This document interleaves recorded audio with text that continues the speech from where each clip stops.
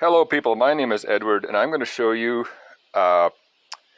emergency flex joint setup that I came up with for when you need to get out a bolt that you can't get on properly at a straight shot with your extension, and when you don't want to go out and buy an actual set of flex sockets, or if you're like me where your U-joints and flex stuff is all somewhere else and you hate to buy new stuff that you already have.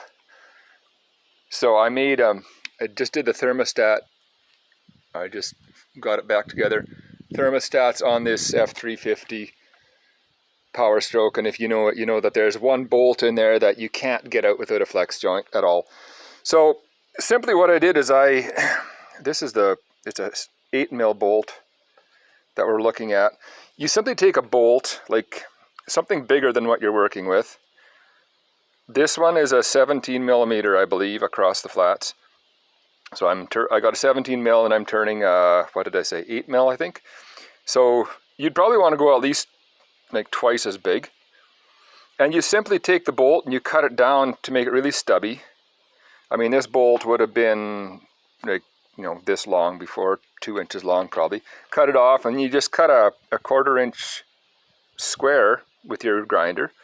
And that of course fits into the 1/4 inch socket, which is what it is. And now you can turn it with a larger socket on extension. So what you do is you other than that, the 1/4 inch part obviously, you modify the head of it as well, the 17mm part, and you kind of taper it and round it, not the corners, not these, but the edge of it, the top edge and the bottom edge, because you want to have it so you can put it in there and then it flexes quite a bit, like you can go all over the place. And I'm using actually an 11/16 socket, standard like imperial socket, to turn a 17mm, which is slightly oversized, but it gives you a little bit more flex as well. So if I can hold this here and put the thing in position, it goes in there and gives you a fair bit of flex just from, it's fairly smooth and it works probably almost as well as middle of the road flex joint. Now, of course, this will fall off right away because it doesn't have that little spring-loaded ball thing like an extension is supposed to have. So you just jam a little bit of kind of cardboard glue down here.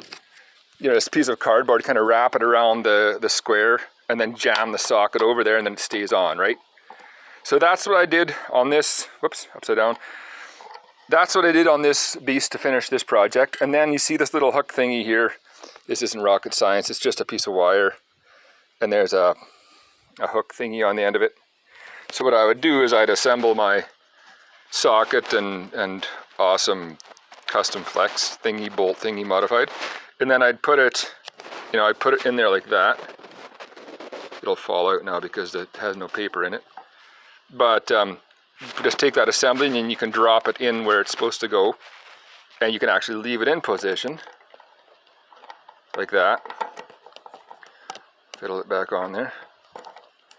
You can actually leave this wire in position, and now with your light on that, all in position, you can go after it with the socket and get it on there and start turning it, tighten it up, pull it out, and still have your wire there to pull the assembly out of there.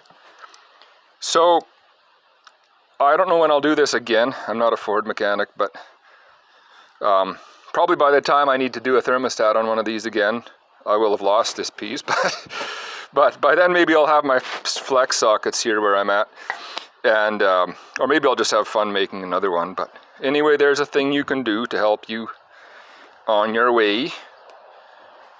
It works best if you don't drop it down inside the motor. Also you see the thermostat housing there gaping wide open there. I'm done now, but I had a piece of insulation, just fiberglass, little wad of insulation stuffed in that hole because I wouldn't want to drop it in there either.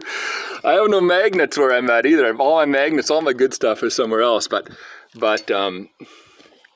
this camera isn't good enough. You can't see the bolt I'm talking about. It's kind of way down in there, or not too far, but yeah, and if you drop it down in there, you gotta, fiddle it back up or get it to drop all the way out to the ground. But if you're careful and don't have too much coffee or other substances while you're doing mechanics, then you should hopefully not be too shaky and have a steady enough hand that you can make this all work. So thanks for watching and good luck. Hopefully this motor lasts too. 6.4 diesel isn't really known to last. Take care.